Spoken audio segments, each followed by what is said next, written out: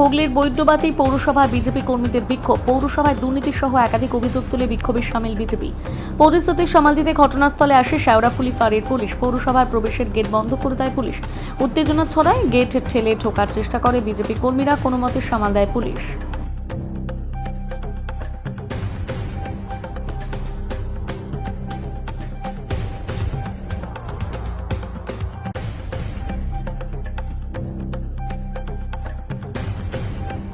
আরেকবার বলো তো। আজকে কি নিয়ে বিক্ষোভ আপনাদের?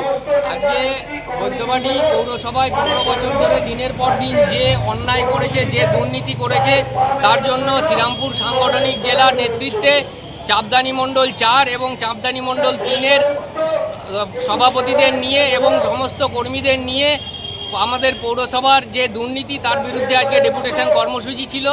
আমাদের অন্নপূর্ণা ফর্ম থেকে শুরু করে বিধবা ভাতা, বার্ধক্য ভাতা, প্রত্যেকটা ফর্ম এখনও পর্যন্ত আপলোড হয়নি ঠিকঠাকভাবে। তার বিরুদ্ধে আজকে আমাদের এই ডেপুটেশন কর্মসূচি ছিল। আমরা দেখতে পাচ্ছি এখনও বিভিন্ন তৃণমূল কাউন্সিলরের যেসব ডান হাত বা হাত অজুহাত ছিল, তারা পৌরসভায় আসছে, তাদের দাপটে বিভিন্ন চেয়ারে গিয়ে বসছে। আমরা পৌরসভার কাছে জানতে চাই, পৌরসভার যে দুর্নীতিগ্রস্ত চেয়ারম্যান তার কাছে জানতে চাই যে তারা কোন পদে আছে, তারা কিভাবে গিয়ে ওই চেয়ারে বসছে, কিভাবে এখনও তাবেদারি করছে। তার বিরুদ্ধে আজকে আমাদের ভারতীয় জনতা পার্টির পক্ষ থেকে এই ডেপুটেশন কর্মসূচি। আপনার নাম? আমার নাম অনুপ কুমার বিশ্বাস, প্রাক্তন সাধারণ সম্পাদক, চাপদানি মণ্ডল 4।